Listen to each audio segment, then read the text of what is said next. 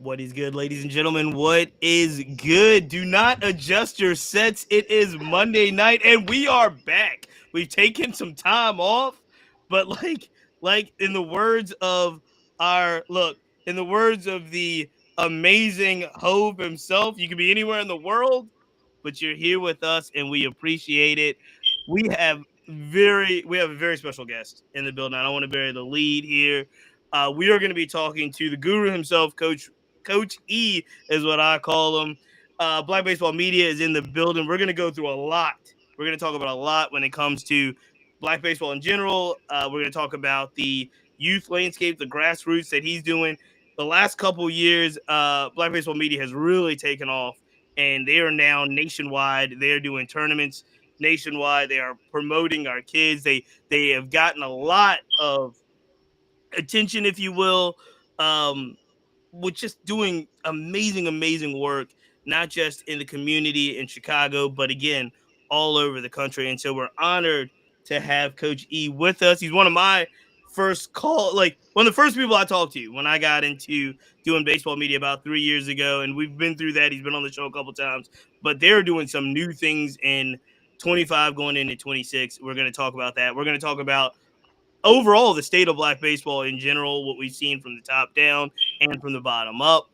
So there's a lot to talk to with Coach E. I'm joined by none other than 10th Inning Talk herself, all about April. Monday Night Crew is in the building. She is stepping up for the fellas who both took Monday night off tonight because they said they had other stuff. Look, they had things that they wanted to get done. But shout out to Butterman Kane, who actually just posted his first article Yes, about Dana Brown on the blackbaseballmixtape.com.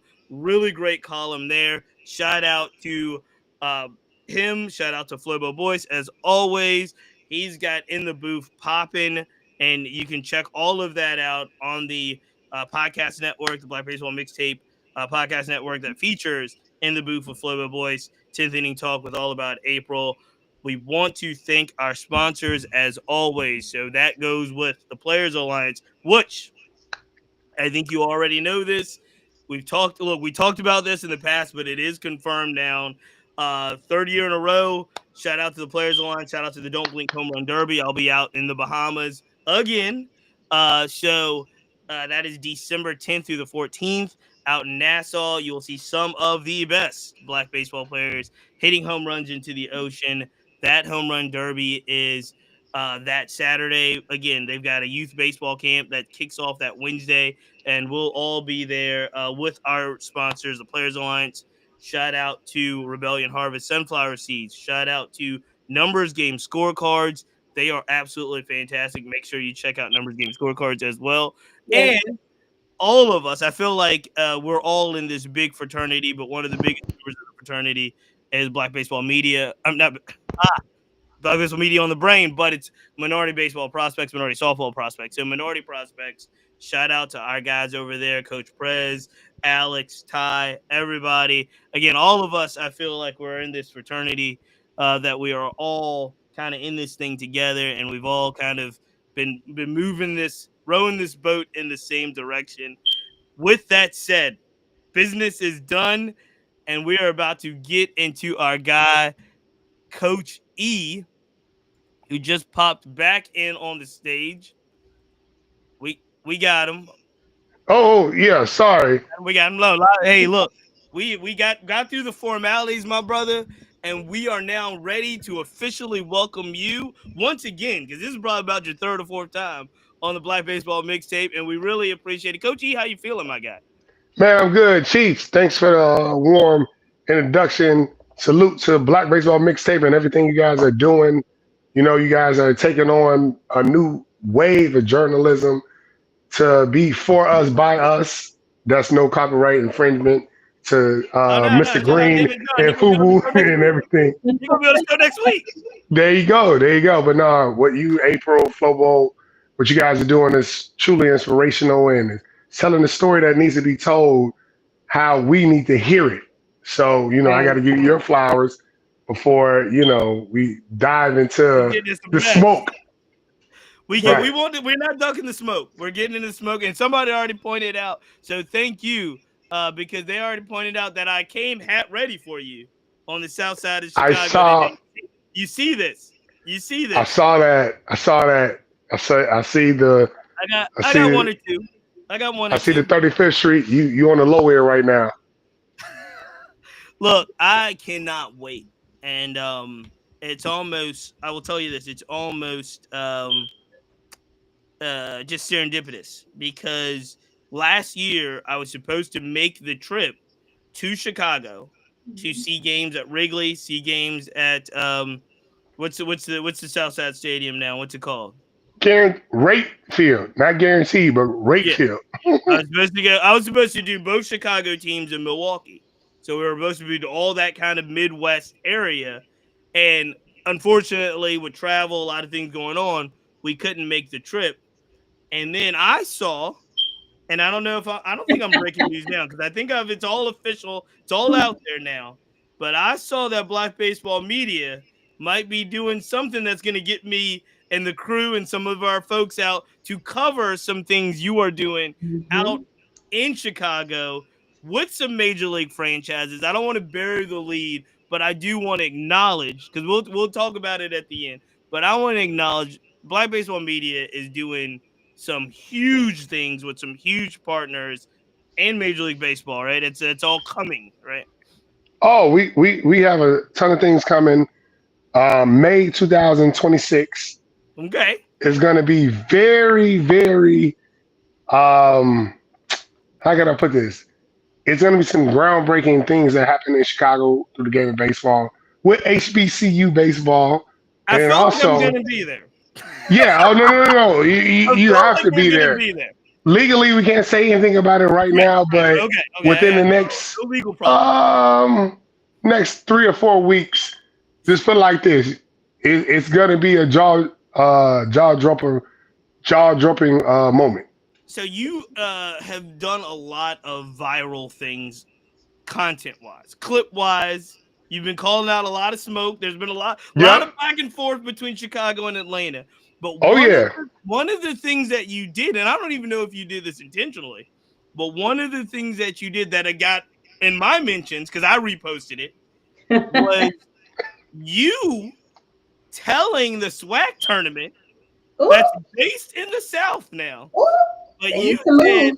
they need to get up off of Rickwood Field in the South and What? bring the SWAC to Chicago, is what I You heard. said it. And, Well, look, I got a lot of comments about it, Coach E. I got a lot of well. Go ahead, April. I'm gonna let you land, and I'm gonna get going. I'm gonna start my lane. make the case. I want to back up a little bit because this actually initiated with the conversation about the HBCU Classic last year. Correct. And when Malik and I had gone, he and the fellows with Black Baseball Media were asking questions about the crowd and were people showing up and what we could do to improve it.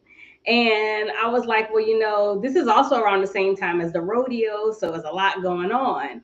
And he mentioned it would probably be a good thing for us to consider other venues for this particular activity.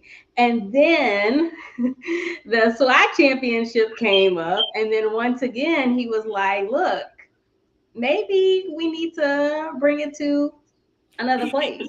he didn't say maybe. He pulled a He said Suge he Knight. did. You're right. You're He right. said, You're he Well, said, come to Death Row, come to Chicago, bring the tournament here. We heard it all. Coach E, make a case. Why should not just any? so Why should we be in Chicago for baseball? so the one thing, the unique thing about Chicago, and it's crazy. I just posted on Facebook.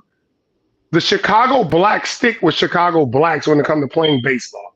What I mean by that is, if you look at Atlanta, LA, the top talented black kids, they're gonna play for a white organization. Period, point blank. But the top talented black kids in Chicago, they're going to stay to their roots, grounded, and play for a black organization amongst their own peers. It's something that's been, if you listen to Dr. Martin Luther King, they said Chicago is the most segregated city in the 60s. You know, you heard the Birminghams and the Mm-hmm, South.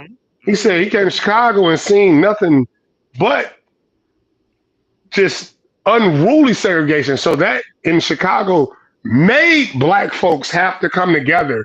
And I think Mhm. that's still prevalent now to say, hey, it's not a knock against another race, but we're going to play and be around us and represent us. And when I look at Chicago baseball landscape, when you put a black Chicago baseball event together, they're coming because they're going to know they're going to have the parking lot turned up.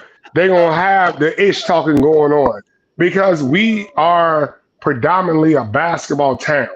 So we're Mhm. used to going out for sports festivities. So now when you bring in black baseball, it's another world. And then the world scene in 2014 when the top black kids come together and play for Jackie Robinson West and win the Little League World Series, we had the whole city of Chicago. Yeah, the You had nation. eight. And You I'm had the about to nation. Yeah, say, I'm yeah. nation sorry. played chokehold. Let's.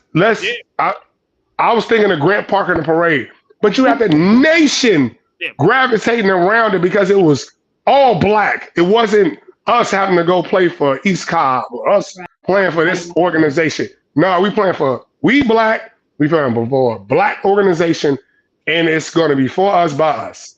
Well, what And do people not know about Chicago baseball, especially at that level? Because one of the things that you've done that has opened my eyes is it's youth baseball, it's high school baseball. Obviously, we talked a little bit about the pipeline between some of the really talented Chicago kids and what's happening at Louisville University that was in the College World Series last year. But when you show us like the city championship and things like that. I don't know if it's 2024 or honestly, or like 1982 or 80, because that's the vibe you get Right. when you see those crowds of city schools with a lot of crowd and a lot of energy. We haven't seen that in Virginia late 70s, early 80s, mid 80s. You know what I mean? We don't get that in 2024. so the one thing you guys got to understand, Chicago is such a negative stereo. Chicago's a negative stereotype town to the nation. So Right. whenever we get something that we can get behind, especially baseball, we're gonna come out. We're coming out because we want to break that stereotype. And it might not be for the gram. It might not be for to show people, but we want to make sure that our youth is supported to stay away from the negative stereotypes that's been perpetuated throughout the country. So we take ownership in, hey, Morgan Park playing Simeon, Mm. Rich Township playing home with Flossmoor, man, we coming because that kid that was on my block is about to play in this game. I'm gonna make sure I tell his mama I'm coming. Mm. And it Right. and the one thing I know it sounds crazy, every Chicago black baseball game, it turns into a party. So you can get off work, your boss been kicking your butt and all that, and you gonna come to the baseball game, hear music, see somebody like you, like ideas, and then we gonna go crazy and turn up for these kids. One thing I wanted to mention too for people who are listening is the history of Chicago. A lot of people have to remember the whole Great Migration and people leaving the South to go to places like Chicago, Detroit, Philadelphia, etc. So when you mention the significance of Black baseball and what it means to the city and how you are together, that togetherness is symbolic, but it's also historical. So whenever you first mentioned it, I was like, I don't know. I don't have the ABCs in the area. And then I'm like, well, we got to time this right because February, it's a no. It's too cold. But we might be able to do something then. But, thinking about it after you mentioned it earlier this year and looking at the historical context, I think that it would be a great ode to the past to And say like, look, this is where we have been, this is where we are now, let's bring some of that back as a family and absolutely. just join together to make this something for these Well, let kids. me In ask you this. April, Oh, go ahead. okay.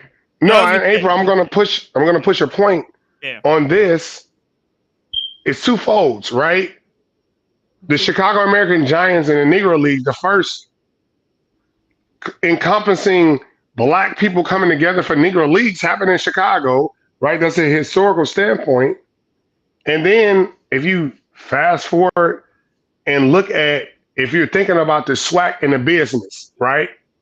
They put all this money up to put on a SWAC tournament. I'm gonna go back, when I said what I said. I said what I We're going to come spend money with the SWAC Right. because it's so many alumni who would say the ticket could be $200 here. Because black folks, we want in Chicago to have remnants of black excellence, even in baseball. So that's why I spoke out highly against, not against, I'm sorry. I spoke out highly to bring the SWAC. Yeah. Yeah.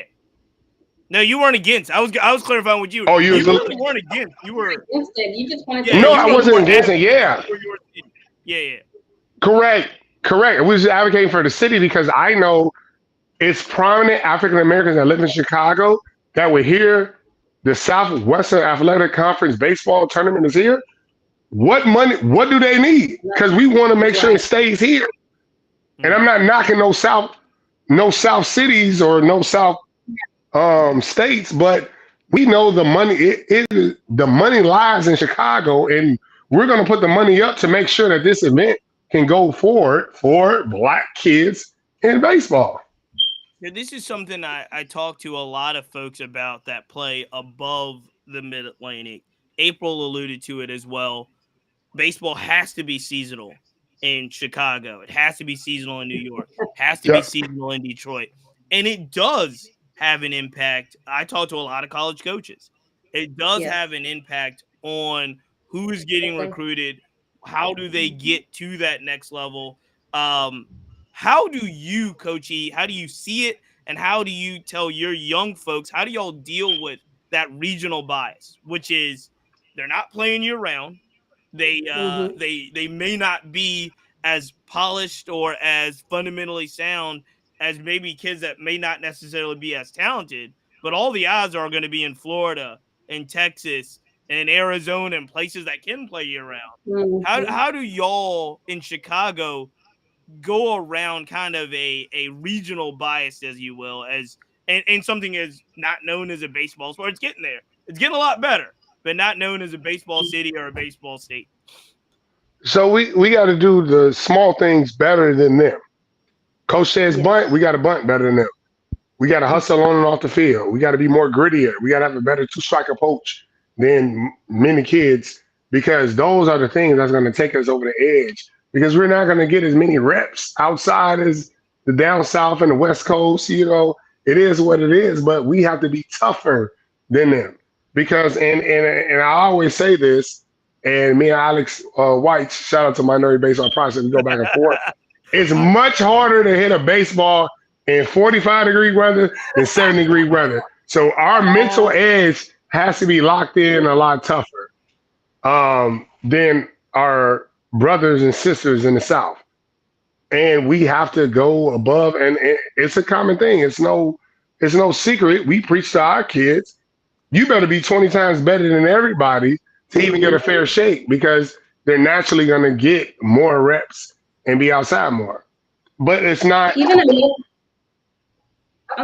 Amira referenced that. She talked about how, yes, she plays second base, but she's a utility player. Right. She's like, I can play anywhere on the That's field. right. And so she prepped for the moment when it came to her to be able to play anywhere. Because again, when you're competing against people who, are just used to are refining their skills at a certain position, I can move you here, here, here, here, and I know that you're always going to be okay. And for those of you just listening, April referenced Amira. Amira is her last name Amira Hodges? Hodges. She is one of yours, right? One of the first Black Baseball Media NIL athletes. I know, right? That got drafted just recently in the Women's Professional Baseball League. Just I was saying over the last weekend. That is it up yet? There's an interview that's going to be on 10th Inning Talk. It is. It is actually up already. It's popped up last Wednesday. So if you have not tuned in, make sure you tune in because you get to learn a little bit more about Amira in her own words, no one else's. Fantastic. One thing And before you got to know the historical standpoint with Amira. Her older Yes. brother played on the Jackie Robinson West Little League Championship Yep. team, Trey Hondras. that, hey, look, there's a lot we can get in. There's a lot we can get into with Jackie Robinson West. That's a whole. Yeah, That's a whole different episode. I will say this, and I often talk about it. We had done a poll. I want to say it was probably a couple years back now on the Black Baseball Mixtape, and the poll was basically, it was like kind of a question. I don't know if it was a poll, but it was, what was the last national team? What was the last baseball team? We did not give any parameters that captured the heart of Black America. What was the last baseball team that captured the heart of Black America? And we assumed we would get a lot of like 86 Mets, right? We assumed we'd get some, Big Red Machines and some Pittsburgh Pirates. The two answers we got the absolute most, there's two of them. One of them was the Anderson Monarchs with Monet Davis that went to the Little League World Yes. Series, and the other one was Jackie Robinson West. yeah. So when we asked our fans, Black baseball fans, what were the last two teams that captured the hearts of, last teams that captured the heart of Black America, they didn't go pro. They did not go pro at all. No, They went Little League, and they went with those two teams. I guess it was, I said Anderson Monarchs, but I think it was Tanny Little League is the actual Little League in Philadelphia. Those guys at Tanny Little League ultimately went on to be Anderson Monarchs, and play, a couple of them are Right. playing pro, and obviously, what Monet Davis has done. But Jackie Robinson West, it's obviously a story all in itself, something Right. that's based right there in Chicago. And look, I don't want, because Coach E, I know you can go in on a lot of the whole story of Jackie Robinson West. That might be another podcast. But I do want to ask you one thing before we switch talk to me. gears, especially about youth baseball in Chicago, even high school baseball in Chicago, and having a support system in place to make it successful. I don't want to get too political on this show, but I know for a fact, based off of our conversations and some of the things that you've highlighted, you have a real partner in the mayor's office right now in Chicago who really supports Black youth Absolutely. initiatives and Black baseball. No, absolutely. How important is that to have, I believe it's Mayor Brandon Johnson, who, just from what I've seen, the way he goes about his business is really matter of fact and really impressive in regards to advocating for youth. So the truth of the matter is, all those kids play baseball for me when I was coaching, right? When they're coming up. I didn't know So that. no, I'm gonna give it to you live for everybody that's listening. And before the mayor was the mayor, we met outside of Curtis Granderson Stadium when his kid was 8, and I was doing training with kids. I'm like, hey, bring your kid on, let me take it on. And he believed in us. And then, not knowing he was going to run for mayor within the next 4 years of me training, working with his kid, we that's my big brother. And the amount of support we've got politically through the city of Chicago to make sure Black kids are represented in the game of baseball, you can't put a dollar amount, you can't even put emotional measure to that, right? So, a lot of people say things behind the scenes about, but he is literally the mayor of Black baseball throughout the country. And how talk to me, how important is that for somebody like yourself that's on the It's ground? it's extremely important because now that voice allows us to get in rooms that we would never be able to get into. That voice allows us to qualify for grants we would never be able to qualify. That voice is enabling us to talk to the owners of professional baseball teams because he said, you need to listen to them. And he's not using his platform to try to get something off of us for votes. He's using his platform for the betterment of Black kids through the game of baseball. So that you can't even, I can't speak for no other elected official, but No, that man is putting it all on the line.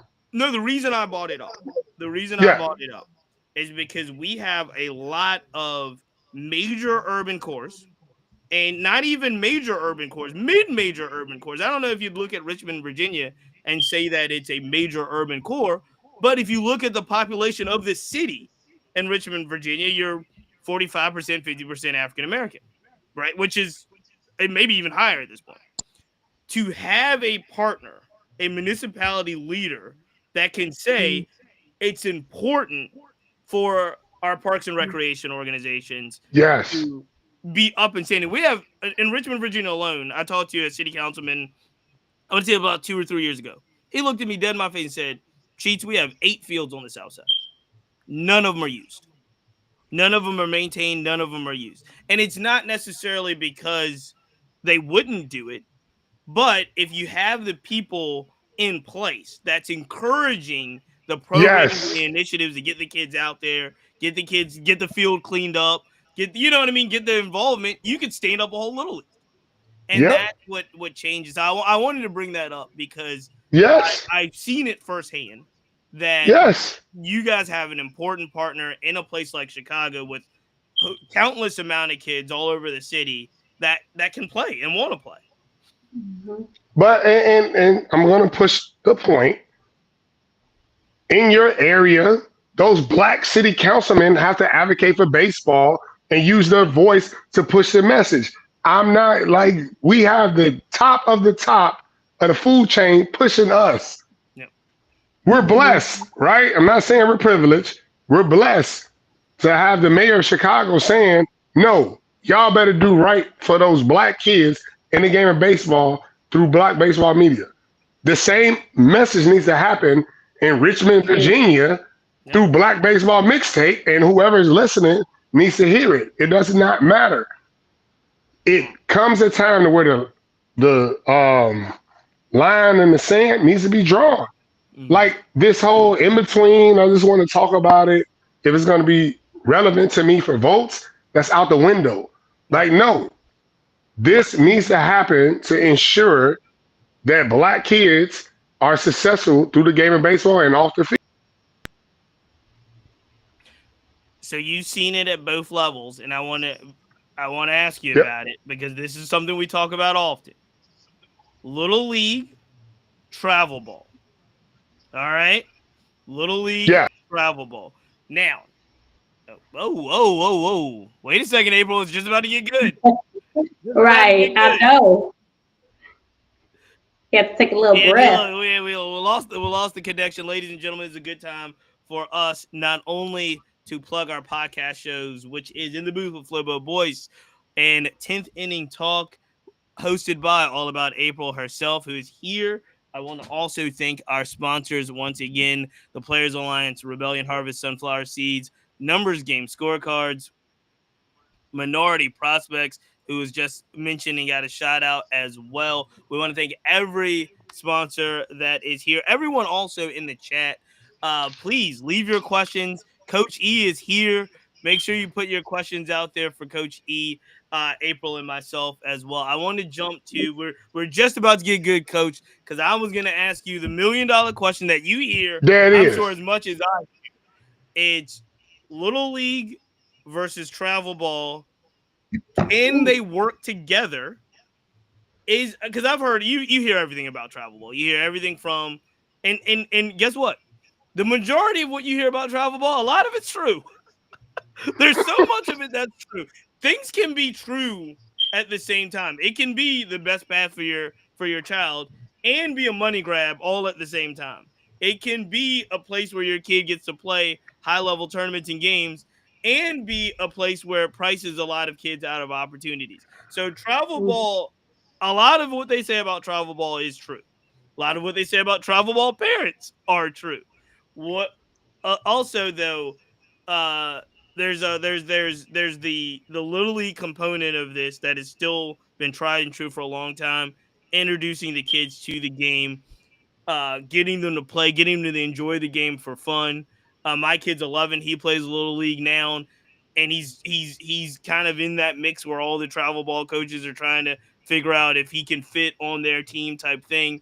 And I'm a parent; I'm caught in the middle of seeing all this as well. My question to you, Coach E, is how do you see a lot of kids? You work with a lot of kids. How do you balance out not just for the kid, their talent, their development, what you're doing at Black Baseball Media and their parents, how do you balance out the differences or the advantages, disadvantages between Little League and travel ball? It, so the first thing we always ask is, where is that family situation at? Are they in a situation to where they're in a prominent little league area, quote unquote, to make sure that that kid is getting what they need through little league? Because Mm-hmm. now we're going to dive a little deeper into black communities. Our little league programs is BS. Not because of the individuals involved, it's just because of the resources they took out of the park districts throughout inner Mm-hmm. city United States. So you have a parent in inner city Chicago or inner city Richmond and inner city LA to where their local neighborhoods is not giving their kid what they actually need. So now they have to jump to travel ball when the kid is Right. prematurely not ready. So Mm-hmm. I believe that, to answer your question, it's all derived around that household and what situation they're around. Because if you look at, and I'm gonna throw out, I'm in Illinois, Elmhurst Little League. Elmhurst Little League, you shouldn't play travel ball if you're in that township because it's 700 kids. You have freaking 37 teams. You have endless coaches. You have endless opportunities to play. Mm. But if I'm on the west side of Chicago, I got maybe one little league team who practices fragmented, but I'm really good. I really want to play. And now this travel coach is telling me to come play travel to get what I need. So to answer the question, it's primarily around where that household is and where the child is at developmentally. Let me ask this too, because oftentimes I hear, especially in kind of underserved urban majority black communities, there is a not just there's two problems. I mean, there's more than two problems, but coaching. I often hear that we don't have enough coaches. I often hear we don't have enough parents and parents' involvement and compared to, let me be clear, compared to basketball and football, where it seems like there's a lot of parents, a lot of dads, a lot of uncles, a lot of moms that want to come out and coach. Where it comes to baseball, I hear there's not enough parents, there's not enough coaches, um, and I won't put it on the kids because I think the kids will play anything, but Yes. Right. there's not enough. I do hear there's not enough ability to develop those kids. So even if we had the parents and maybe a handful of coaches, they're not in a position to fully develop the kids to be top notch players. Now you tell me, based off of your experience, and not just in Chicago, but what you've seen all around the country, is that a fair criticism or is that BS, or is it, hey, we got work to do to get our parents and our coaches in a place to coach our young people up, especially in our communities? So within our communities, baseball is a what? It's a dad and son game. I was gonna say that. Yep. It's a dad and son game. So within our Yep. communities, we know that the fathers are taken out of the household due to their intentions, their decisions, or something else that's you know, not prevalent. And what we have in baseball, opposed to basketball and football, I'll call that Vegas. You go to Vegas, you can put your money down and get whatever you want. You wanna know what baseball is? Baseball is the vineyards in California. Baseball is the crops in South Carolina. You gotta grow it. It's like greens. It ain't grits. Grits is basketball and football. It's instantaneous. It's fast. Anybody can get on the sideline and do it because you just roll one ball out and go crazy. Baseball is, man, this situation happened. I had to worry about this. So to answer your question, I truly believe that we have a way to go within the black community, but it starts with the black men in black baseball for those youth leagues because baseball is a dad and son in sport. Let's come out and play catch. Players Alliance has the community catch Mhm. to do what? Because black men traditionally are not in the household to play catch with their kids, right? That's one initiative that Players Alliance have is to play catch, right? So, and I want to get April in here as well because I hear that Yeah. argument a lot, and I push back a little bit.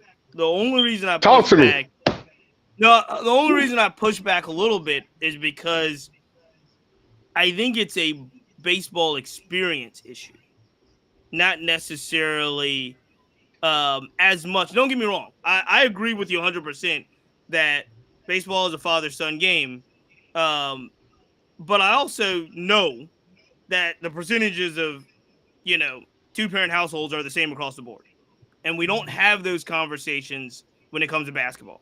And we don't have those conversations as much. We have those conversations universally, socially, civically. But I don't often hear, well, football is a father son or uncle son game but they're still out there. And But so Chiefs, is football and basketball a truly father son sport? Football is Goliath. It's I'm gonna whoop your butt but no, and that's look, it. look. I'm going to tell you what I know, what I think I know, and the best example of I heard this war, and that is why I say it's more of an experience thing as well. Somebody gave me the analogy. I can't even remember who gave it to me to give the proper credit, but they told me, look, if you got a football field and you got 12 guys out there, and you put all their family members out there, they're gonna be dads, uncles, whoever says, so this is what you do. You the quarterback, you the center, you the tight end. This is the play we gonna run, blah, blah, blah. You basketball court. You get 10 guys out on there, roll the basketball out, and you have all their community members and family members around. In our community, this is specifically for our community. You're gonna have a uncle, a guy, a mom, whoever say, this is the point guard. This is what the point guard does. You the shooting guard, you the center, you got to be in the post, you know what to do. You can have that same scenario, put 9 people out there on a baseball field, have the same number of family members and community members and so forth. And oftentimes what you're gonna hear is, yo, I never played baseball. I don't know what to do. I don't know how to make you a better player. Like that won't my thing. Just go out there and go do your thing. And so And that is why it is a but that's father why son or father but, daughter but, thing but under because those scenarios, there are the same number of people and the same number of family members. But one has the experience because they're experienced in football. They're experienced in basketball. They might have more experience development coaches.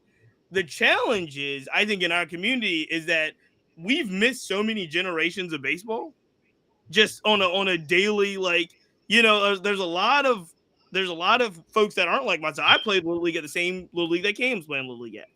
But there's a lot of folks that stopped playing in the late 80s, early 90s and were doing other things.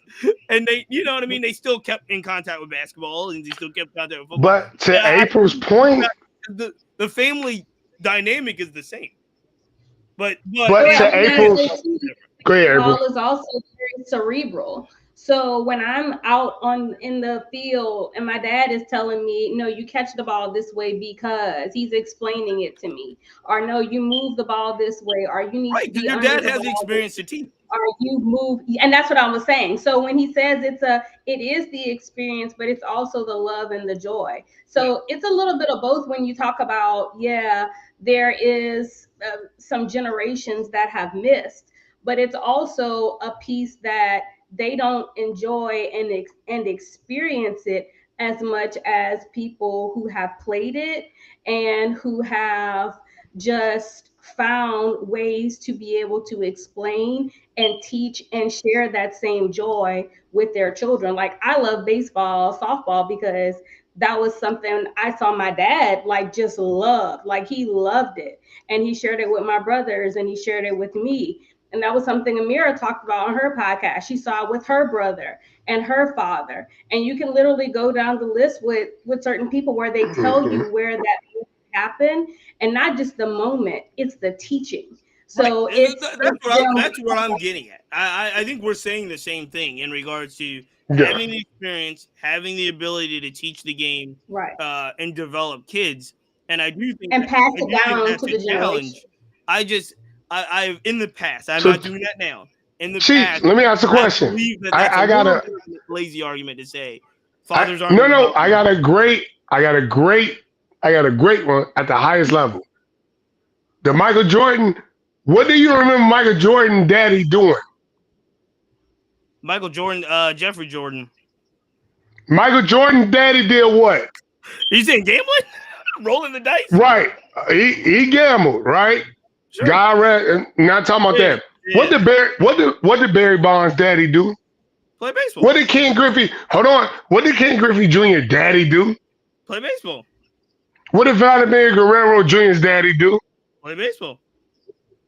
What did LeBron James daddy do? Well, his dad wasn't around. That's what I'm That, that, saying. that, You can make it in basketball without a pops to make it in That's what, yeah. Cam no, Collier daddy. Hold on. Let's go down the list of what we talking about. Cam Collier daddy did what? No, you're making a good point. Drew Jones daddy did what?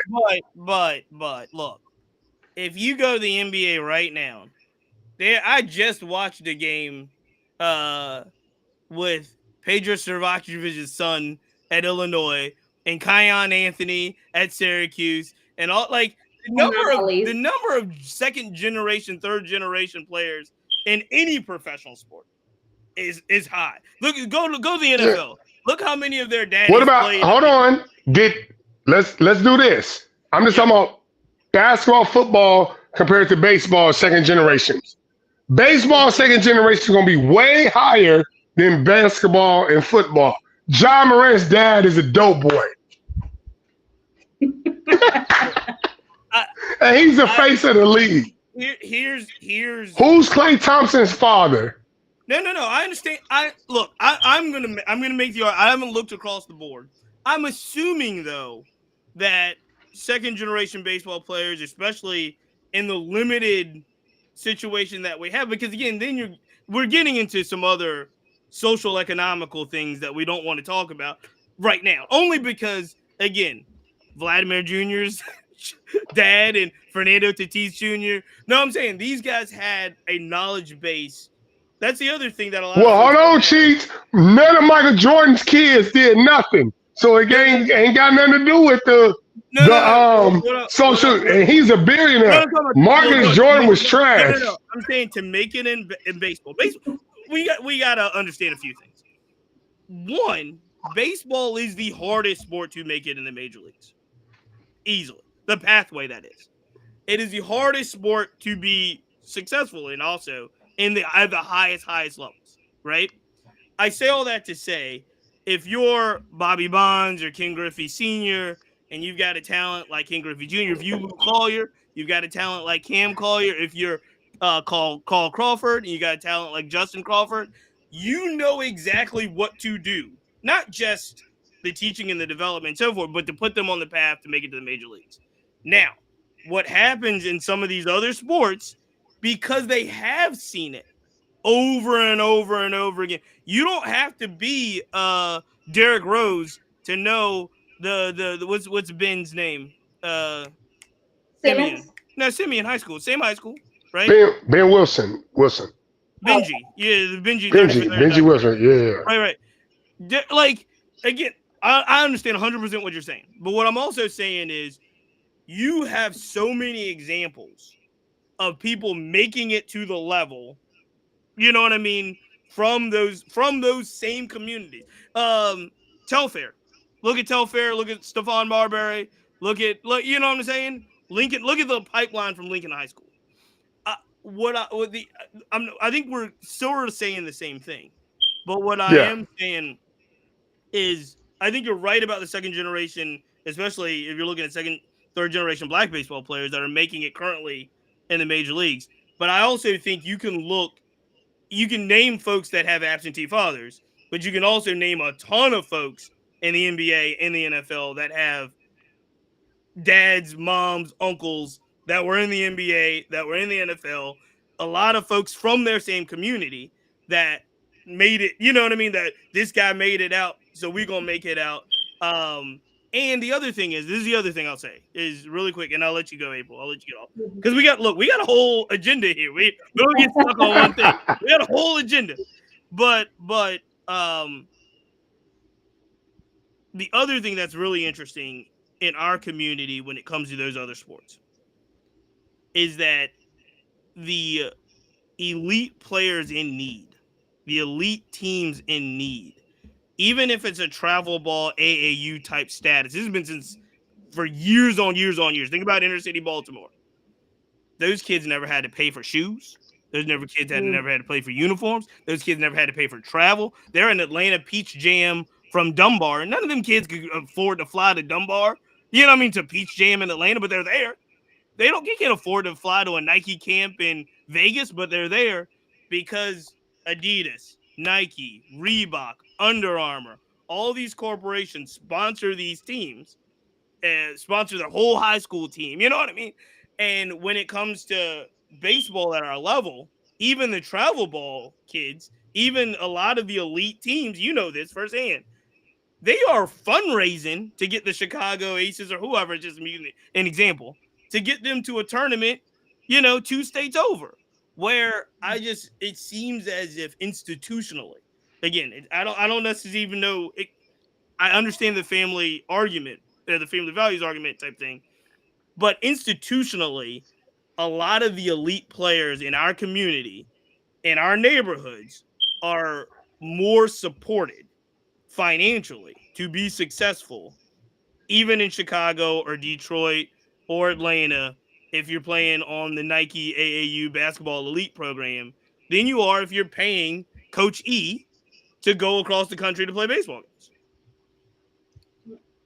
One piece that I wanted to add to this, and not this particular conversation, but though, is how schools play a role as well. Because for basketball and football, and even now soccer, they're getting exposed at the junior high and middle school levels.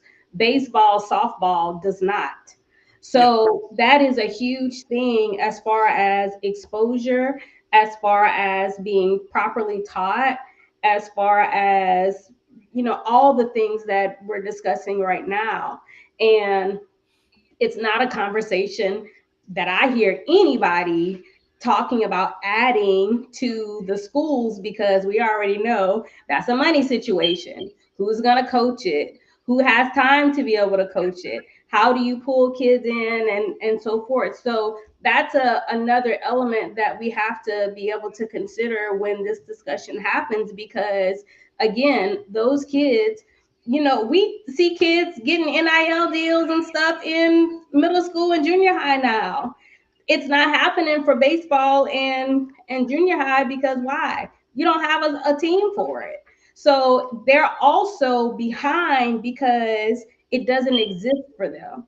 And when you take out things like the park and the rec leagues, and you only have the leagues where it's little league or the club leagues, then this is where you are. And once again, you're behind because you don't have someone to possibly teach you, or someone in the home. Like, I know people right now, they want their kids to play, but they're like, well, he doesn't know how. Where do I go to find him the talent and the place for him to be able to learn, so that he can enjoy and be on the same space and level as the other kids his age? Coachy, let me ask you this. Now, April, you make a good point, and I want to switch gears a little bit because we want to be respectful of Coach E's time as well. It's all good. I'm here. It's all good. I'm here. Tell us a little bit about what you've seen across the country and obviously in your community as well. What's going right? We often talk about a lot of our challenges. What is going right? I know from seeing your organization, your growth, all of the things that you guys are doing across the country, a lot of things are going right. It feels to me more people are playing baseball. It feels to me, especially this last season, more people are just interested and having conversations about the game. I got asked more times this year than ever before. Man, how come people don't talk about baseball as much as you guys are talking about baseball? Like, baseball should be elevated even more in our community. So I'm seeing positive outcomes from the stuff that organizations like Black Baseball Media are doing. What's going well? So I truly believe what's going well is the top kids from each city through Major League Baseball develops and minority baseball prospects and don't blink and um oh, they're gonna kill me if I'm a butcher. Uh, building baseball, the three Bs in Right. California. So you're getting platforms and companies to really highlight these kids from different cities that are doing well to then show the kids who are maybe not that talented or younger to get to that level. I think that is marvelous on where people could see it, touch it, and feel it of like, oh shit, black baseball kids and players are playing at a high level. I think you were thinking of Baseball Beyond Borders. Baseball beyond board. I'm sorry. They're gonna kill me. Shout out, I Book. literally yeah. Don't Dominic, don't kill me. I was tongue twisted because I always there's a Beyond Borders baseball organization also in Washington and Seattle who are doing great things. So I didn't want to, merge the two, but yeah. I think I did. It's all good. Go ahead on. It's all good. But I think what's going well for us is we're truly highlighting the top of the top to inspire everyone else to get to that level. That's what I think we're doing at a high level. Do you like that form? So I'm glad you mentioned that because I have heard through a lot of conversations and a lot of research where early on, especially when you talk about like RBI initiatives, right? Or things that Major League Baseball were doing from top down. I heard early on they focused on, hey, everybody just has to play baseball at a very young fundamental level. And they put a lot of effort in that for a lot of years to just be like, hey, a lot of people have to play baseball, have to play baseball, have to play baseball. What they discovered after years of doing this model, right, is that a lot of kids stop playing at 12 years old. When they got to go to the big field, when they start to travel and see some of these elite players, they just stop playing. That's when they made a switch a couple years back now. Plus, you started seeing things like the Dream Series. You started seeing things like the Hank Aaron Invitational. And now you're starting to see, because they focused on, hey, let me pull some of our top kids out of these programs and put them in showcases and different things, then you were starting to see some of these guys get to high levels, even the highest levels, if you're talking to like a Hunter Green or somebody like that.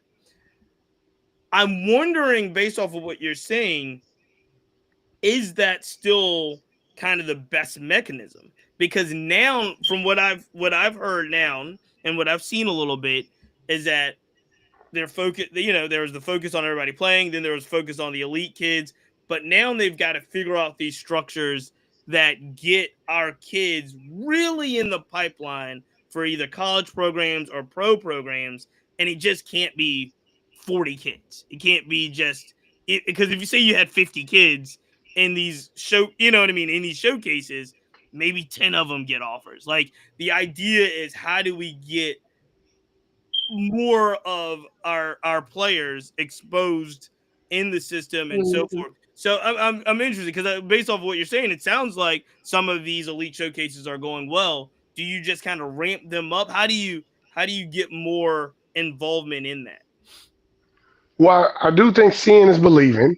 So the kids at the 5, 6, 7 year old level got to see that top guy at that level doing well. Yeah. Let's not get it confused.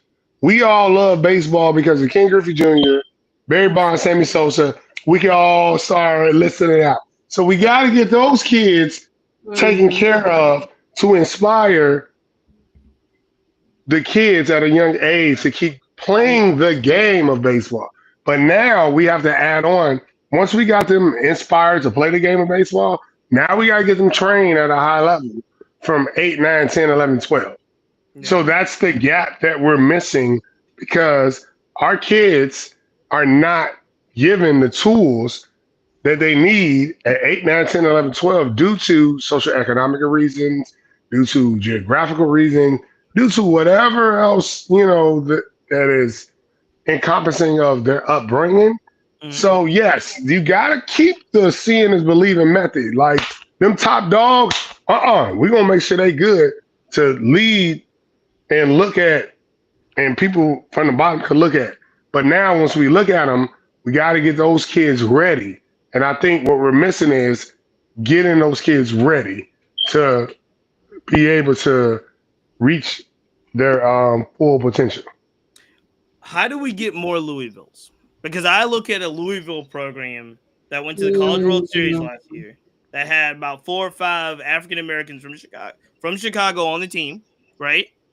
Um, how do we get, because I think we have started to see it with the prevalence of NIL.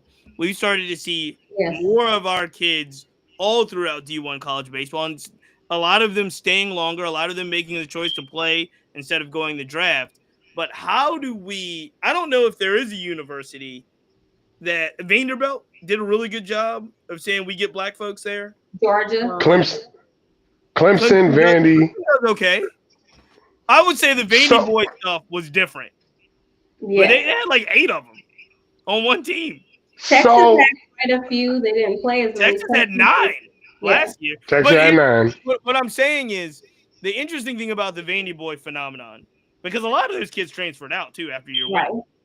but they marketed it in a way that, Right. again, there are top players that still remember Right. Kumar Rocker and all these Yeah. guys, you know what I mean, listed as the Vandy boy, that whole Coach Rowe and those years. And it was like, oh no, we feel with Corbs, we feel good here. Whether they went there or not, whether they saw it. Louisville has the potential by going to the College World Series, by having that pipeline to Chicago. There would not be, if I was any Louisville baseball connected person, I would be running through the streets of Chicago being like, look, you want to play top level baseball, son? Come over here. so Can I I add? think go ahead. No, I was gonna say too. Keep in mind, like that's an SEC school, so they're first looking at the South. They're looking at from a regional perspective. They're looking there first. And I just saw a study somewhere. They said that they tend to recruit from Texas, Florida, Arizona, California first because of the weather and what they've heard about people who live in those particular areas. But now that you're seeing that, wait, hold up, Chicago, it's a cold place. They don't play baseball year round, but they got some people who really can play. Yeah, it's an open pipeline for not just Louisville, but it's gonna open the door for other places to now look because nobody was watching in the way that they were before, as we previously mentioned. But also, we have to keep in mind that for some of these young men, even with Division II baseball and NIL, that is now giving them the opportunity to have a space within these programs. So yeah, I think NIL is opening the door for a lot of our young men. But for Chicago, I think all eyes are on them now because now even I'm like, okay, so who else y'all got? Because they I was all in for Louisville. Now I didn't want them to beat LSU, but I did want them to do well enough where they could possibly play us. Hmm? So, So the here is if here's the thing. If you look at what the Clemson coach said when he was at Michigan, right? mhm, He said we want our roster to reflect what America looks like. mhm, And America looks like every Right. nationality, every ethnicity within their baseball team. And if you go back, Cheats, and this is why I always, when I hear the South is the Mecca, go back and look at all the College World Series teams, right? When you look at Louisville, you look at Vanderbilt, even like Ro Coleman was on He's the a Vandy boy. 2014 Yeah, he's a Vandy boy. championship. He's a Vandy boy, but Yeah. the third pitcher came from Indiana. And if you look at a K.O. Thomas, Christian Bullock, when Michigan got rolling, Mhm. when Babcock was there before he left to Clemson, he started in Chicago and said, "Hold on, this ain't normal," because those kids were going to give everything they had in the tank. So when it comes to the Chicago dynamic in baseball, you're not going to get a more grittier kid than from the Midwest, right? I can't just keep saying Chicago. You got Wisconsin, Indiana, I freaking know. Missouri. Like it's just different because you have to throw a baseball in 32-degree weather and hit a baseball in 32-degree weather. Everybody, and you all go to work every day. It's easy to go to work when it's comfortable. It's hard to go to work Yeah. when it's uncomfortable. That ain't And normal people, 32-degree weather either, first of all. Let's start there. Because that's a would you different, say, that's not a normal 32-degree weather either. "Oh no, yeah, you, I like it. I like it. I'm interested to see because we do see programs now. Mhm. You mentioned Missouri with Coach Jackson over Mhm. there. Oklahoma usually has a lot of, they figured out to ways to get African Americans in the SEC. Texas is mentioned has got a lot of Florida State. Maryland over in the Big Ten has a lot of African American hey, players. they going a little broke. They going a little broke in Maryland, man." Hey, look, but the interesting thing is not only are they getting them on their teams and their programs. Coach Kerrick Jackson pointed this out to me last year, and it was a really eye opening thing. Oklahoma University had the Witherspoon brothers. I think both of them got drafted. One of Yes. them got drafted in the, I want to say top 12, top 10. Really good pitchers. They had the LSU transfer Cameron Johnson. Basically, they had a Friday, Saturday, Sunday game in at the University of Oklahoma last year, where they started three African American pitchers. It was the first time in the history, I believe, of the Mhm. SEC that a Friday, Saturday, Sunday Mhm. weekend was started by African American pitchers on any SEC team, right? Mhm. Kerrick Jackson, Right. obviously the first African American coach at Missouri, first African American baseball coach in the history of the SEC. He got the job 2 years ago. So, but what Coach Jackson pointed out to me was not only are these guys in the program now, you're starting to see you never in the past saw them go to social media and highlight that the University of Oklahoma is starting three black pitchers in a row. You see the graphic, Right. you saw history making for Oklahoma. You never saw a post in the past with 9 players from the University of Texas saying Happy Black Right. History Month in February because college baseball starts in February, right? You're starting to see those things now because every coach in the nation knows that they have to basically keep up. And if you let Clemson or Vanderbilt or Missouri have a pipeline to the best black players in the country exclusively without getting, you know what I mean? Georgia had like I don't know how many Georgia I had had. like 8 or 9 too. Georgia had like 8 as Yeah, well. Like you got in order it's like almost like how they say the NFL is a copycat league. Recruiting is a copycat business. Oh So yes. the idea yeah. that you're gonna find, especially with that diversity in every spot, I think that it's going. I think that's one thing that is going well. I think college baseball is going really well Yes. recently, but I think there's still more room to grow. But those kids are going to ultimately be the Christian Moores of the world, right? Because Right. what we're seeing now is these draft picks. More guys are going to professional baseball in major leagues from college in the Right. last 2-3 Yep. years than ever before. the draft poll. They're not drafting the kids out of high school anymore as much as they are.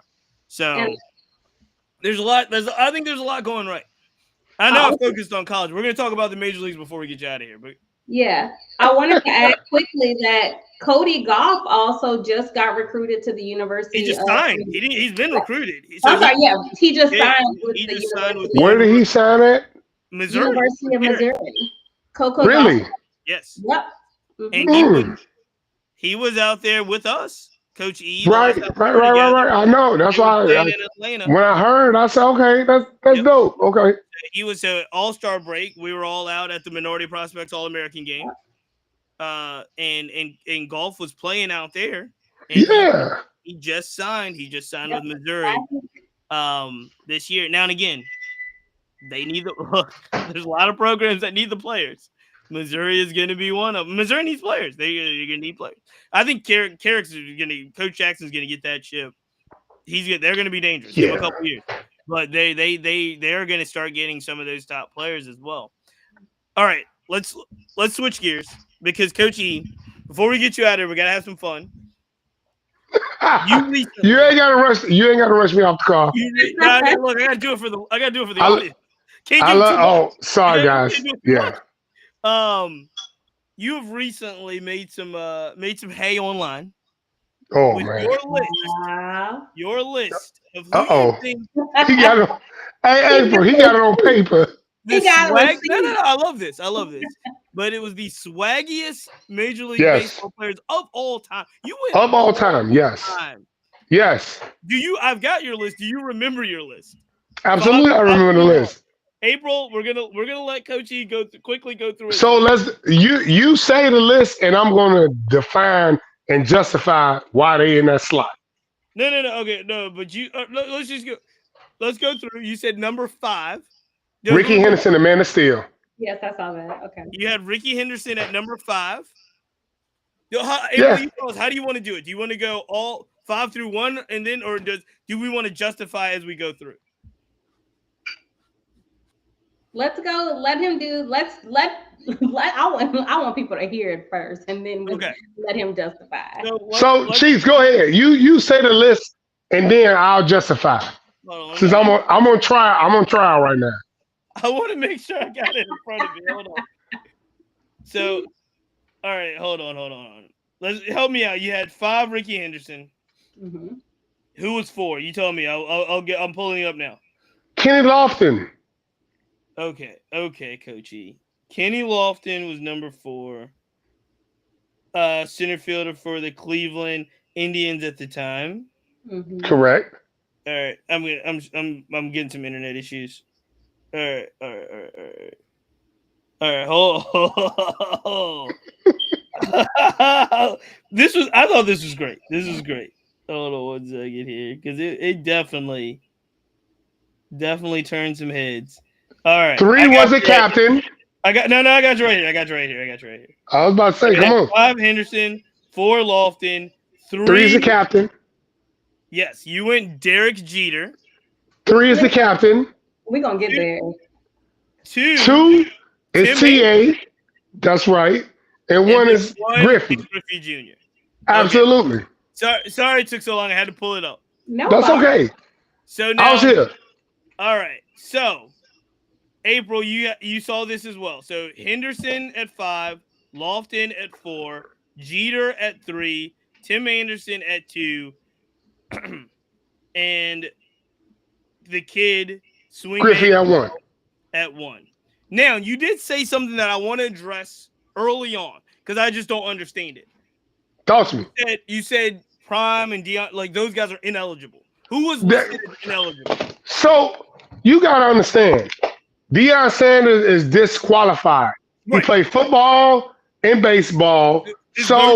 Is Bo Jackson in the same? Bo Jackson disqualified. Okay. Brian Jordan disqualified. Okay. So more tests. Yeah, we're just talking about baseball because if you start doing both of them, we're gonna start doing rappers and we're gonna stick all baseball. Okay. Let me jump really quick before you start to go into full defense. April, do you have any issues with this list? Okay, so first off, I'm gonna say this. I remember the Derek Jeter era, and I spoke to you specifically, Cheats, about this one. So that makes a whole lot of sense. If you were alive in the 90s and 2000s, like you understand why he's on this list. However, no Barry. It's swag. This So is swag.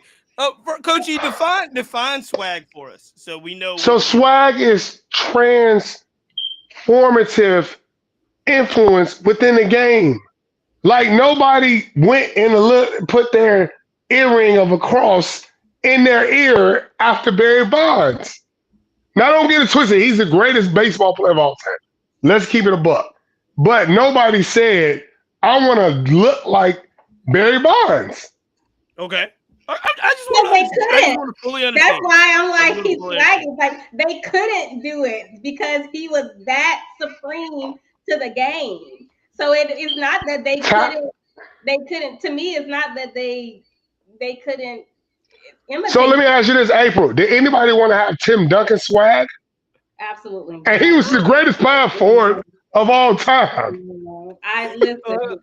I'm not all right, so I've got my clarifications on multi-sport athletes. There you go. Got your definition of swag as well. Okay. I just want to make sure, based off of this list, this is again all time. All time. Is this open to all players, or is this just an African American list? This Black Baseball Mixtape, Black Baseball Media, we sticking for us. That's fine. I just want to know the rules. Absolutely. Those are the guardrails. And it's let me make a disclaimer.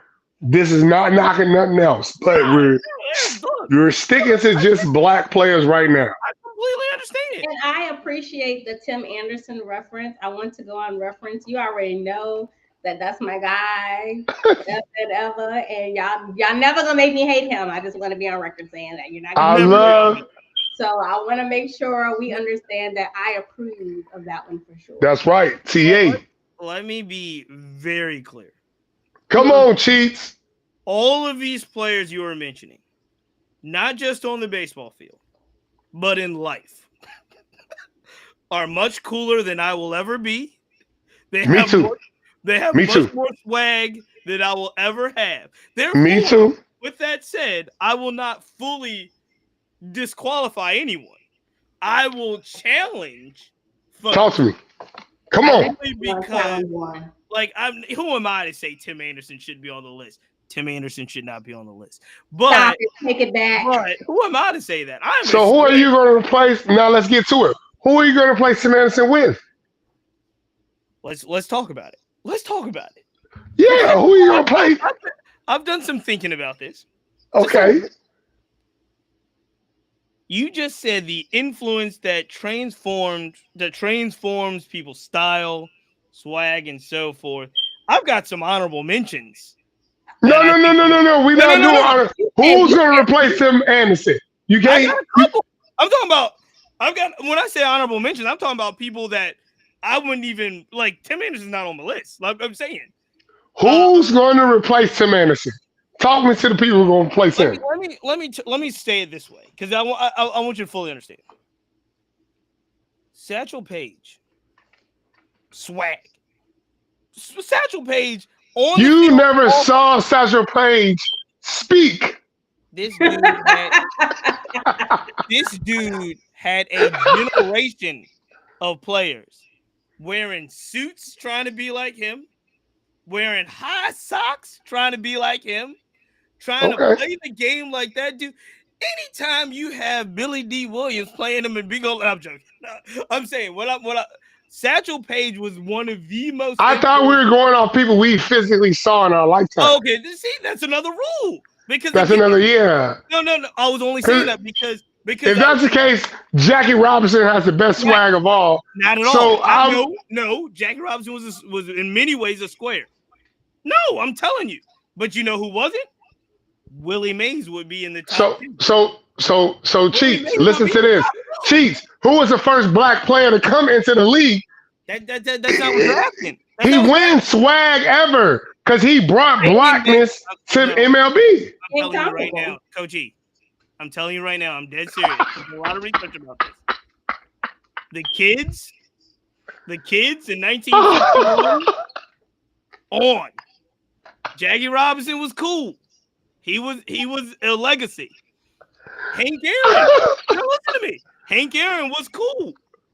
But ain't nobody want to be Hank Aaron and Jackie like that. I'm talking about what we're talking about. They wanted to be Willie Mays.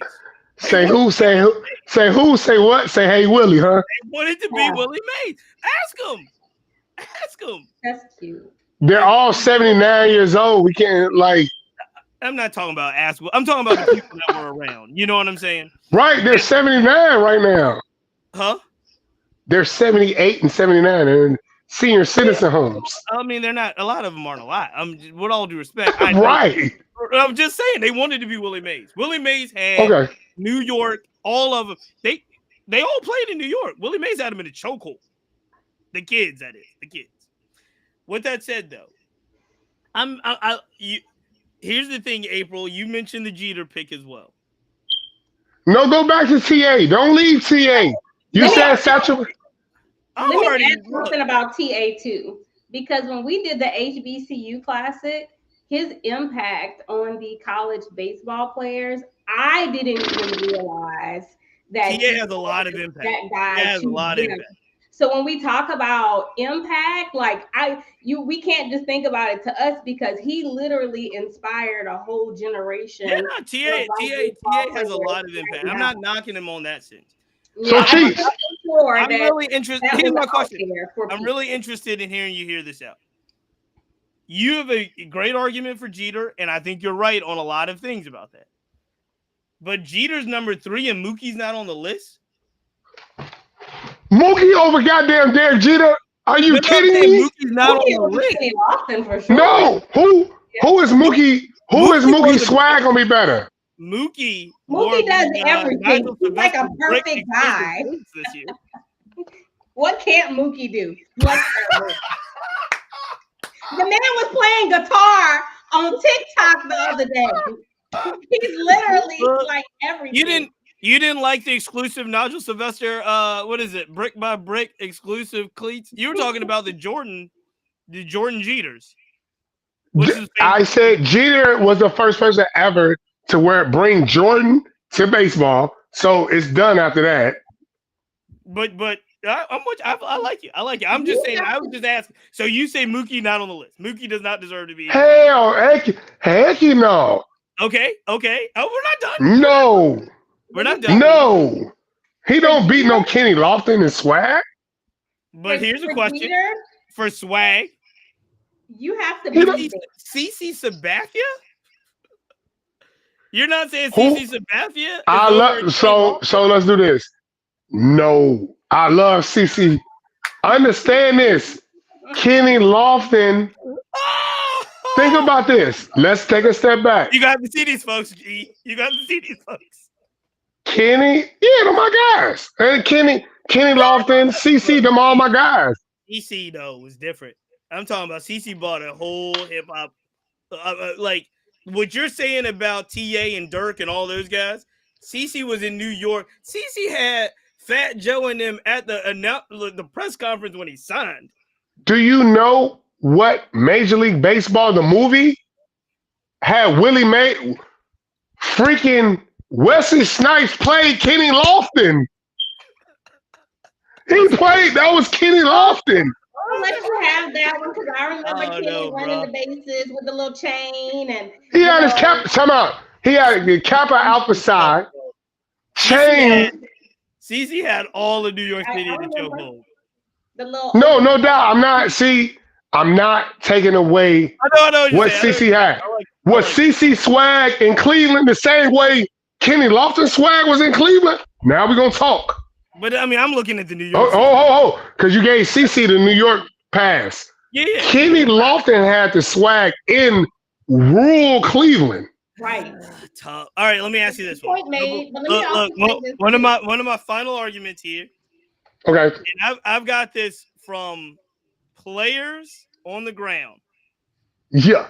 Gary Sheffield was the first Major League Baseball player to ever wear a grill. I believe that. Ever wear a grill. CC, Edwin Jackson, all of them said Gary Sheffield is the first person they ever saw playing a baseball game with a grill. He doesn't make the top 5? His aura alone, like if you're ever in a room with him, his aura He struggled a alone. little bit. He Like, struggled a little bit with Sheffield. I like it. can I tell you Go something ahead, real go quick? ahead. So we're waiting for our flight, and he walks Yeah, into the restaurant where we are. yeah. And Now I'm this like, is coming back from the East West Classic, right? yes, and I'm like, man, I really want to get a picture with Gary Sheffield. He's like, Yeah. he's one of my favorite players. I was so scared because he really just exerts this. Yes, he exerts this kind of energy where it's just like complete star power. Now, this is something that I've watched on TV, but it's a completely different level when you are in his vicinity. So yeah, I definitely he got to be an honorable mention or something. And So, he's so my question is, once again, I love it. I out love of it. my top five, he said it's who mine. does he beat? TA. I think Henderson. You said TA went to O Block and was in a drill rap video. I hit a grill. But guess what? TA literally went to when Chicago drill Here- rap was on top. He literally made a music video with King Von and Lil Durk holding the bat. Here's the thing. Like, Here's the thing. On your list, I'm moving Henderson to 2. I'm putting. I'll leave Griffey at 1. I'm putting Ricky Henderson at 2. I'm probably moving TA off. I'm probably moving ooh, Lofton off. ooh, I could see Lofton being up. I agree with that. Yeah. okay, This is all subjective. This is all subjective. absolutely. Because you also got to look, Dave Justice had Dave, Dave Justice had the South of the Choco and Halle Berry on his arm. Dave Justice walked away from Halle Berry. Derek, I want to talk about the line. I mean, look, If y'all don't remember the era with Derek Jeter, I suggest you go and look up old team. no, I'm not taking Derek Jeter off the stuff to list. see I'm the not taking background. Derek Jeter off the list. Okay, I'm just to saying make sure. Dave Justice might have been Derek Jeter before Jeter. Ooh, that's a good one, Cheats. I see you coming. I'm just saying. There's a lot of swag, and it's all subjective. Listen, I don't remember nobody making a whole song or a couple of albums about David Justice. I'm just saying. Hey, look. Let me ask this. Well, this is fun, but let me ask this. Because I want to get your word on this, Coach E. We're looking at more of our community playing the game, more of us talking about the game, more fans. We're talking about a lot of things going right. Who do you think are some of the players right now that can usher in this new generation? You were just talking about players that kind of ushered in generations of the past. Who's playing right now? And if you were to give 2 or 3, where you would say these are the guys that've got it and they can move it forward for our kids. Chandler Simpson, by far, because he's going to give you a look at not the I'm going to hit 50 home runs. He's going to play the style of game that all blacks can recognize with the speed and base hits and being humble. I truly believe Cam Collier, Tink Hence, the kid out of Minnesota that just got signed a pitcher. I'm drawing a blank on his name. Lawrence Butler. Yes, They are representing, huh? Todd. There you go. I'm sorry. Yeah, there you go. Yeah. So those are the kids that look like urban black America, right? If you think at the far-fetched people who hitting 60 home runs, that's so far out of reach. But those individual kids that I just named in the Cam Collier in the minor leagues, those are individuals like, shit, I can do that. My game resembles that. So I think those are the leaders within black baseball to inspire us. Because don't get it twisted. What Aaron Judge and Mookie Betts are doing, it's so high up there. It's like, whoa. But we all came up in the era of Ray Durham, Royce Clayton, which were steady Eddie guys. We're like, oh, I can do that. Because when you look at star power and Frank Thomas and Griffey, it's so like, oh, that's a dream. I don't know if I'll ever hit that. But when you look at Royce Clayton, Ray Durham, Harrison, from the national. You like, Yeah, man, hold on. I yeah. got a shot at this. Pokey Reese. Pokey Reese was, like, oh, Brandon Phillips, even though he was an all-star and stuff. There's a But lot of those swag in Brandon Phillips too. We right, didn't talk about that. goes from Lawrence Butler and Chandler Simpson and Kim Collier and even Alec Thomas. Those guys are something like, whoa, hold on. I can resemble my game to make the Mhm. league like them. And only reason I say that because oftentimes a lot of people we strive to be Barry. We look at Barry Bonds and Ken Griffey, we be like, man, I know I can't be like them. Yeah. But those middle pack guys that look like us, Yeah, that are stars, that's a good conversation to have, and it's probably built for another time because I do think yeah. I know what you're saying in reality, but I think we need the stars. I think we need the marketability. I mean, I think because again, think about it. Like the guys want to be, even though it's not obtainable. Because I guess what I'm looking at is we're looking at it from players in a practical standpoint, where you're gonna say, look, it is probably unrealistic that you are going to end up like Barry Bonds. You might want to look and be more like Sean Dunston or whoever, you know what I mean, Royce Clayton type thing.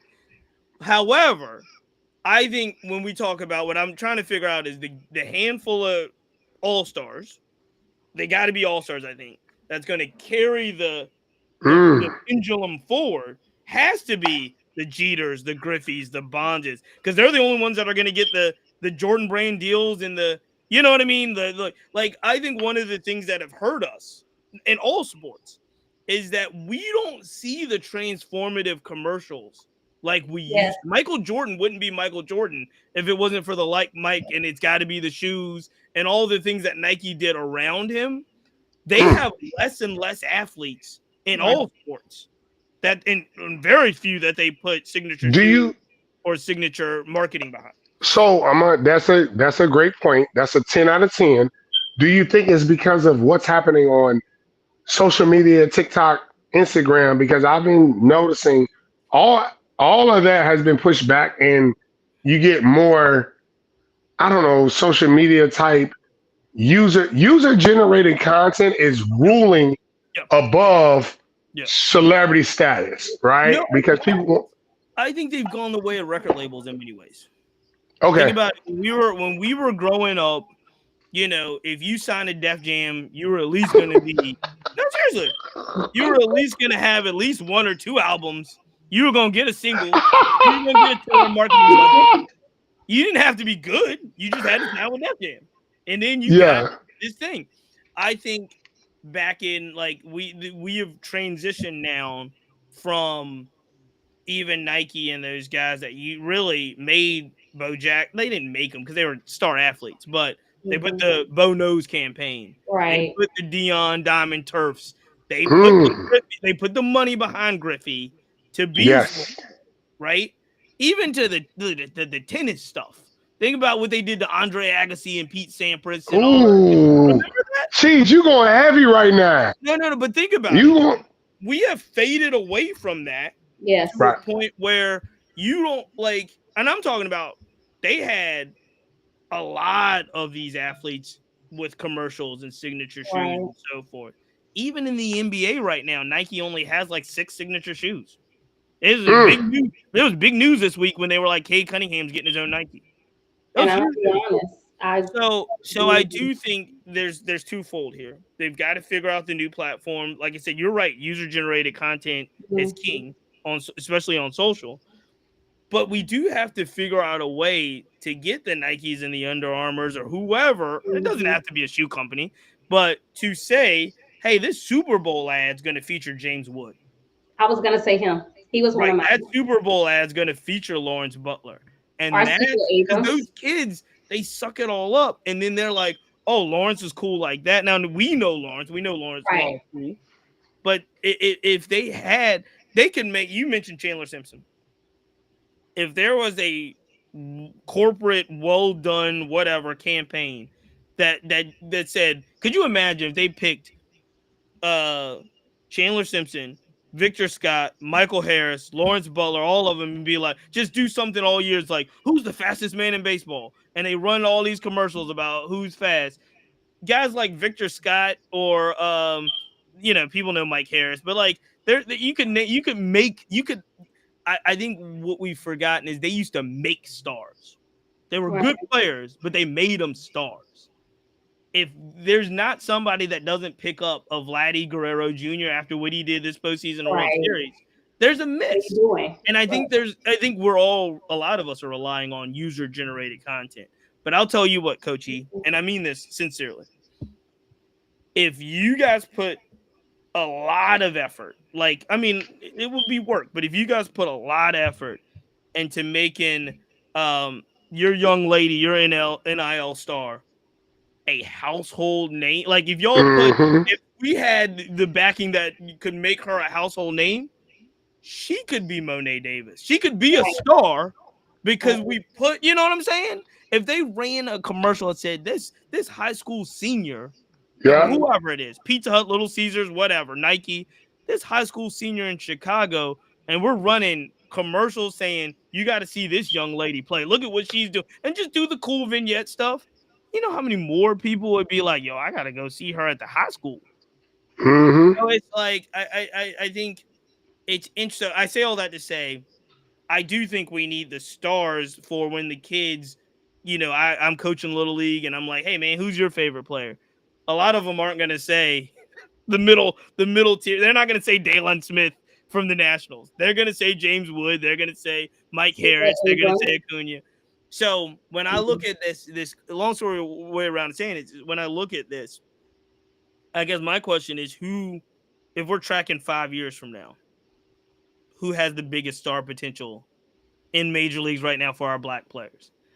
And I think, like you said, uh, Lawrence, but I think James Wood has a lot.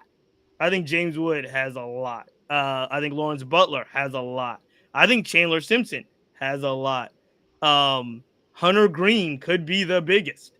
If Hunter Green, you know, figures it out, because he was on trajectory. Him and Paul Skeens were on trajectory to really battle out that Cy Young before the injuries. If Hunter Green can stay healthy, he's hitting 100. He understands the CJ Abrams if he can put it together. So I think there's a lot. I don't know, April. I'll give you the last word on this. Who do you think can usher in the next generation? For sure. I think that Lawrence Butler has the charisma and the athletic play. With Absolutely. MLB having him do some work for the World Series, it was Great. obvious exactly why he was out there. And so many people I know were like, "Who's this guy? And what do you know about him?" And he's fun. He's exciting. It's not just his play that they were tuned into; they were also tuned into what he brought to the field or to the game with his charisma. So if it's for me, maybe that's another list we need to make. Yeah. We can have a top five for that. Christian Moore. Yeah, Christian Moore. yeah. Top Oh, five you got for Derek. that. We can come back with each of our lists, but I'm coming back with my own list, Coach. I'm gonna Come have my on. top This five last list of players because Come maybe I on. can do with that. But yeah, Post it to post it tomorrow. Get the people talking. I needed to let's fully all make understand a the rules. list of charismatic players to lead the usher in the new era, and that could be a topic of this discussion. I think it's a good one. I needed to know the rules because I Yes. had like Dave Parker on my list. Drop your Chiefs. Listen, You drop too. the both of y'all drop the It's list, coming. and It's coming. then I think that It's as coming. we progress, top five of next black baseball players to lead the generation, top five most underrated black players. We can keep pushing Yes, Yeah. this yes, on and Yeah. on Yeah. because our fan base, our community needs the voice to speak about it. Because I'm not gonna lie, we've got some nasty DMs, right? We don't care about that. But we've got some people who don't even know how to work Instagram and say, man, this took me back, but you forgot this, right? So I Yeah. think that there is we talk about we all talk about the serious stuff a lot, right? The impact and how do we move black baseball forward, but I do think there is a healthy space to articulate what our viewpoints is on the best or the most Yeah. underrated and let's have some fun with engage it. our audience to Yes. keep them talking around black baseball. No, I think honestly that's what makes that keeps us going over the mixtape is we Yes. spend much more of our time talking about the positive and what's happening now and debating certain topics than we do about a state of black baseball union. Now Yeah. again, we've got you on, so we gotta do it. We gotta do Yeah. it. And But like I said, no, we do it. I'm with you. And you and I talk all the time about that stuff. We talk on the phone about who we think is gonna do certain things in the future yeah. and Yeah. going on. We Speaking got of that, I'm going to give you the last word, Coachy, about the future. I said it at the onset of the show, but I want to reiterate it and be as serious as possible when I say it's been nothing short of impressive what Black Baseball Media has done the last few years. I'm talking about last year. You guys were out in California. You were out doing tournaments. I saw you guys with my boy Coach Butler. Shout out Vic. Um, but it's been awesome to see, and I think um, what you are building moving forward is going to blow the last couple years away. So, to the extent that you can talk about it, tell us a little bit Yes. about Black Baseball Media, the growth. I saw. Who did I see? Was it Chandler Simpson that wore a Black Baseball Media T-shirt on? Yeah. He went on ESPN. what? And Yeah.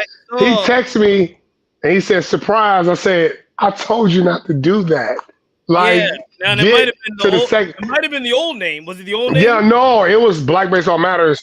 And he came rebel. He's like, I don't care. I'm like, get to the second contract first. But, you know, I'm like, whoa, I no, it came to me. My son got to race Chan at the Palacios camp a couple weeks ago, nice. and but it was really. I mean, again, I don't want to lose the point. What you guys have done in a very short amount of time, but with extreme efficiency and extreme passion, it's taken what you've been building and moving it truly nationwide. I think when we first started talking, your idea was still nationwide, but it hadn't gone I had fruition. to hit it. Right. Now that I can see it full flow, and like I said, I know knowing also that it's just the beginning. It is all like just the ultimate respect to give your organization, your team, which I've seen whenever I see you. Um, talk to us about like what it's been like the last couple of years and where you're going. So, first and foremost, man, we do have I'm glad you mentioned that. We do have a team, right? I'm just the guy in front of this camera. We have from Warren and Coach Ken and Booker and Jamar and Alex and Koala and freaking Sam, Tamika. I mean, it's numerous individuals who have given up countless hours, not making any money to ensure that this mission will be pushed forward. So I'd be remiss if I didn't say that, right?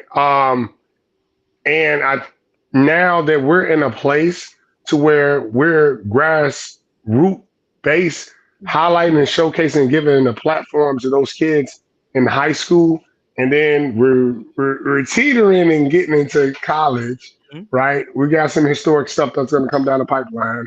I'll say it here. We're going to probably waiting on the official contract, have the first HBC baseball game played in Wrigley Field in the month of May in 2026. Nothing is official yet, but you guys heard it here first. But we're literally within 14 days of waiting on the contract to get our lawyers, their lawyers are going back and forth to make sure everything is right. And we want to truly make sure that community and baseball is met at that grassroots level in order to grow the game from the ground up for black baseball players. We get it.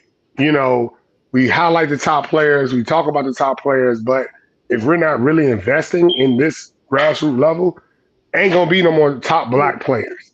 Period, Right. point blank.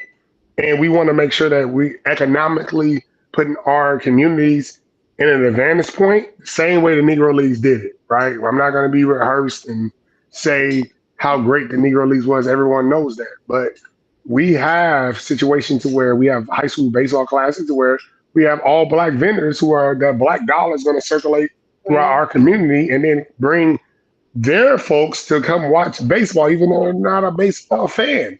So that's what we really want to generate and start with our communities, and ensuring that black dollars staying in the black community through the game of baseball. That's why we say we're going to bring the biggest baseball block party to high school baseball, and we want to do that throughout the country. And we've been fortunate enough. We're in Chicago, Detroit, San Diego, and now we are in DC.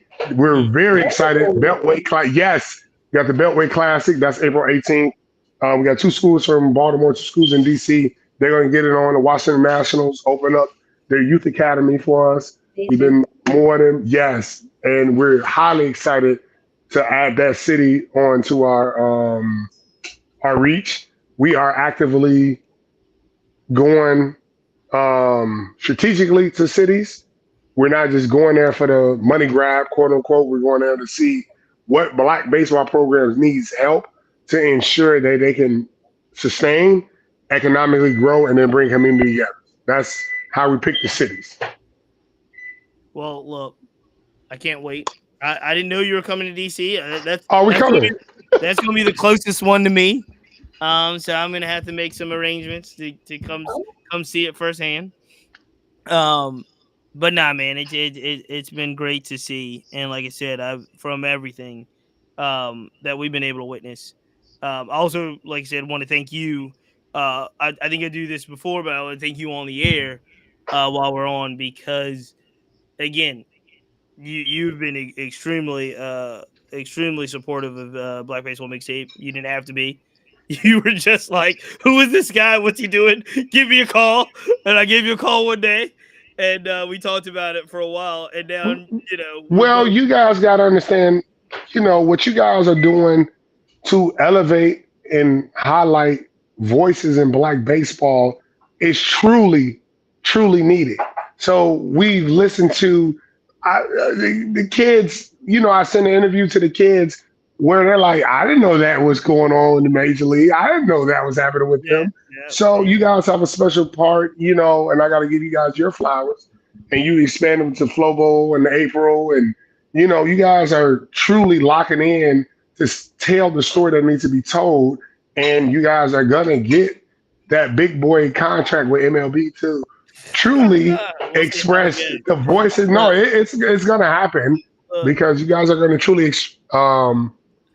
express the voices of black baseball the same way you have MLB Latino and all the other industries. I've done my homework. It's coming. we'll talk about it offline because I got a whole there's a whole other conversation to talk about. That's Uh, okay. That's a whole other conversation to talk about, and a good one, a positive one. With that said, man, we appreciate it. Everybody, make sure you check out Black Baseball Media on all platforms. They got that lot. You still got the book bag. They got the book bag that lights up. Crazy story. Amira stole my book bag. So Dang, I had to, she got my backpack, and like she said, Coach, I need to use the backpack for when I go to Florida. And I never got it yeah, back. So they got the backpack. definitely got it. Yeah. Nah, man, from top to bottom, everybody, make sure you follow Black Baseball Media. Make sure you check out the latest episode featuring Amara in the 10th inning talk. Excuse me, 10th inning talk. 10th inning. All about April, which is fantastic. We got some April. We got some things coming. We On, do. I we got hope Yes. some y'all things coming on 10th inning talk that I'm very excited about. I don't even know if I've told you yet. oh, But you about to do something real cool. So that's awesome as well. Make sure you follow Butterman Baseball. Make sure you follow In the Booth, Flobo Boys, justsandwich.com as well. Everything that they're doing. Last thing, we want to thank our sponsors again: the Players Alliance, Rebellion Harvard Sunflower Seeds, Number Game Scorecards, Minority Prospects, and I mean we got more podcasts to come uh before we hit the road. But want to wish everyone a very very happy Thanksgiving. yes. Make sure that you are taking care of yourself through the holidays as well, ladies and gentlemen.